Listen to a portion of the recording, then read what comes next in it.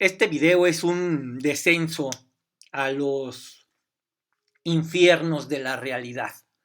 Ese lugar tan mal diseñado donde, a diferencia de la ficción, nadie se siente obligado a que las cosas tengan sentido. Para hablar de la literatura de non-fiction o ese híbrido mutante que algunos llaman literatura de lo real, hay que tener estómago fuerte porque, seamos honestos, nos encanta el horror siempre y cuando esté encuadernado en una edición muy chingona y no salpique la alfombra. Todo este desmadre comenzó con la sospecha de que la imaginación se estaba quedando corta. Rodolfo Walsh, en una Argentina que ya empezaba a oler a pólvora, escribió Operación Masacre allá por 1957. Fue el primero en usar las herramientas de la novela para denunciar que el Estado estaba fusilando gente. Pero Walsh era demasiado ético, demasiado militante. El verdadero monstruo que necesitábamos para bautizar este género era Truman Capote. Cuando Capote leyó en 1959, 2 años después, sobre el asesinato de la familia Clutter en Kansas, olió la sangre y sobre todo olió la fama. A Sangre Fría, que salió en 1966, no fue solo un libro, fue el acta de nacimiento del non-fiction novel. Truman se pasó años conviviendo con los asesinos, manipulándolos y dejándose manipular también para extraerles el alma en beneficio del arte. Al final, Perry Smith y Dick Hickok terminaron en la horca y Capote terminó con una obra maestra y un alcoholismo corrosivo. ¿Valió la pena? Para nosotros, sin duda. Para Truman, bueno, parece ser que el precio de la fama suele ser la propia cordura. Aquí nace en todo caso el New Journalism. Tom Wolfe con su traje blanco impecable gritando que el periodismo podía ser más literario que la literatura. Y Hunter S. Thompson metiéndose hasta el perico para explicar que la objetividad es un mito para gente sin personalidad. La realidad ya no era algo que se reporteaba, sino que era algo que se, ¿cómo decirlo?, que se performatizaba.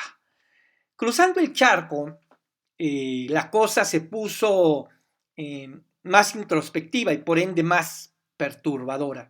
Si Capote miraba al asesino, Emmanuel Carrère decidió que el espejo era un lugar más interesante.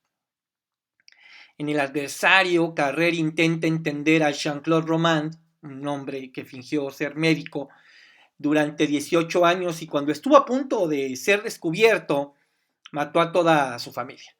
Lo que Carrère descubrió es que no hay nada más aterrador que un vacío absoluto ocupando el lugar de un hombre. Su estilo es una cachetada de honestidad brutal, no pretende ser objetivo, pretende ser cómplice. Esto hablábamos de manera un poco más extensa justo en el video pasado. Luego tenemos a Javier Cercas, que con Soldados de Salamina y sobre todo con Anatomía de un instante, nos recordó que la historia de un país es un cadáver que nunca termina de descomponerse. Cercas utiliza la novela sin ficción, la novela de lo real, el non-fiction novel, para diseccionar el fracaso, ese deporte nacional que compartimos españoles y latinoamericanos. Los mexicanos ya tendríamos varias medallas de oro en ese deporte. Pero el horror no siempre es un disparo, a veces es el silencio en la mesa.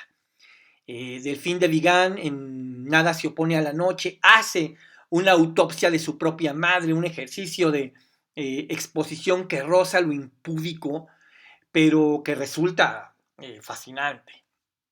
O Concita de Gregorio, que en Parece que fueres primavera nos narra la desaparición de 2 niñas a manos de su padre con una frialdad que quema. Aquí la non-fiction se vincula con el true crime, no por el motivo o por el morbo de la sangre, sino por el asombro ante lo inexplicable del mal doméstico, que quizás sea el más terrible. Iván Jablonka vino a decirnos que la historia es una ciencia social, sí, pero que se escribe con el corazón en la mano. En Leticia o el fin de los hombres, toma un caso policial, el asesinato de una joven, para hacer una radiografía de la violencia de género y la falla sistemática del Estado. Jablonka no solo narra el horror, lo documenta, lo archiva, lo interroga. Él es el detective que llega tarde a la escena, pero se queda a limpiar la sangre. Mientras tanto, en el norte de Europa, Karl Ove Knausgaard decidió que su vida, sí, esa vida donde cambia pañales y se pelea con su esposa, era digna de 6 tomos titulados Mi lucha. Es el narcisismo elevado a categoría épica, pero funciona. ¿Por qué? Porque en su minuciosidad obsesiva encontramos el terror de nuestra propia insignificancia. Por otro lado, Annie Ernaux, la reina madre de la autoficción francesa, nos enseñó que eso que entendemos como yo es una entidad política. En el acontecimiento o en la vergüenza, Ernaux escribe con un bisturí. Extrae los tumores de la memoria de clase y de género y lo hace además, lo hace sin anestesia. Y entonces llegamos a casa, a este cementerio, a México. Y aquí la non-fiction no es un ejercicio estético, es una suerte de necesidad de supervivencia. En un país que se ha convertido en una fosa común a cielo abierto, la literatura tiene que ser, por fuerza, una herramienta de exhumación. Emiliano Monge, en libros como No contar todo, se sumerge en la genealogía de su propia familia para entender cómo la violencia se hereda como un apellido o una enfermedad degenerativa. Es una exploración del horror privado que inevitablemente se conecta con el horror público. Monge entiende que en México la realidad siempre tiene un as bajo la manga para humillar a la ficción. Y por supuesto está Cristina Rivera Garza. Su libro El invencible verano de Liliana es el punto más alto y más doloroso de esta genealogía de libros. Rivera Garza viaja al pasado para recuperar el expediente del feminicidio de su hermana, ocurrido en 1990. Pero no es solo un libro de denuncia, es un ejercicio de justicia. Al usar el archivo, las cartas de Liliana y las voces de quienes la quisieron, Rivera Garza le arrebata la narrativa al asesino y al sistema judicial negligente. Aquí la vinculación con el true crime se subvierte. Ya no importa el quién lo hizo, que siempre supimos quién fue o siempre sabemos quién es, sino el quién era ella. Esto es lo que importa. Es la literatura devolviéndole la humanidad a lo que el sistema judicial convirtió en estadística. Llegados a este punto, cabe preguntarse por qué demonios seguimos leyendo estas cosas. ¿Somos unos sádicos? Seguramente. ¿Unos bulleristas de la desgracia ajena? Probablemente sí, un poco. Pero la verdadera razón es que la literatura del non-fiction es la única que se atreve a mirar a la medusa a los ojos sin importar si se convierte uno en piedra.